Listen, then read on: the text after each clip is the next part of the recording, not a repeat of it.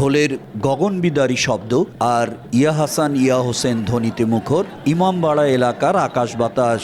নীলফামারী সৈয়দপুরের ইমামবাড়াগুলোতে মঙ্গলবার রাত 12টার পর থেকে বসানো শুরু হয় বর্ণিল সাজে সজ্জিত তাজিয়া।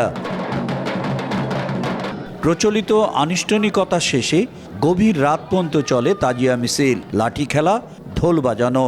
হাজারো ভক্ত ইমামবাড়াগুলো ঘুরে দেখেন, চলে সিন্নি বিতরণ, মানত চাওয়া ও মর্শিয়া পাঠ।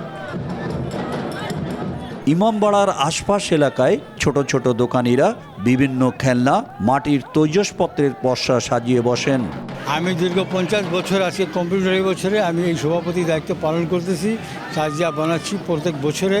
এরকম লোকের জমজমাট ভিড় আশা করি হয় এবং পাশে একটা মাঠে একটা মেলা উপার্জিত হয়েছে, এতে সরকার অনুমতি দিয়েছে কিছুটা। নগদের কাছে সব গ্রাহকই প্রিয়, তাই তো সারা দেশে ক্যাশ আউট চার্জ সবচেয়ে কম।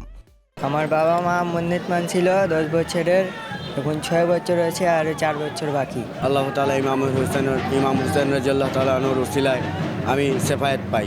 পাওয়ার পরে আমার জীবন ভরে মানতি। আমার মা বলে গেছে যে বাবা যতদিন বাচ্চা থাকবি দুনিয়াকালে ইমাম হুসেনের ঘোড়া হবি। 1400 বছর আগে হযরত মুহাম্মদ সাল্লাল্লাহু আলাইহি ওয়াসাল্লামের প্রিয় দৌহিত্র ইরাকের কারবালার প্রান্তরে ইয়াজিদ বাহিনীর হাতে শহীদ হন। কারবালার সেই অমানবিক হৃদয় বিদারক ঘটনাকে স্মরণ করে সৈয়দপুরের অবাঙালি সুন্নি জনগোষ্ঠী প্রায় 150 বছর থেকে নানা ধর্মীয় অনুষ্ঠানের মধ্য দিয়ে আশুরা পালন করে আসছেন। আমাদের পবিত্র আশুরা 2024 সাল খ্রিস্টানদের 9 তারিখ সম্পূর্ণ হয়ে গেছে। 10 মহরম আমরা ইনশাল্লাহ চলে এসেছি। একটা দিন শুধুমাত্র 10ই মহরম পবিত্র আশুরা। 3টা দিনের মধ্যে আমাদের 2টা দিন খুব সুস্থভাবে ইনশাল্লাহ আমরা এই মহরম স্থানীয় প্রশাসনকে নিয়ে খুব সুস্থভাবে আমরা পালন করতে পেরেছি।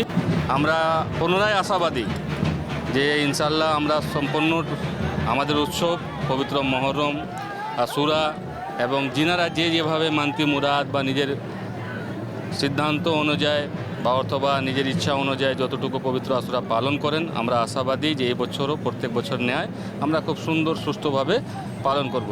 সৈয়দপুরে 46টি ইমামবাড়ায় তাজিয়া বসানো হয়েছে। শাকির হোসেন বাদল, সময় সংবাদ, নীলফামারী।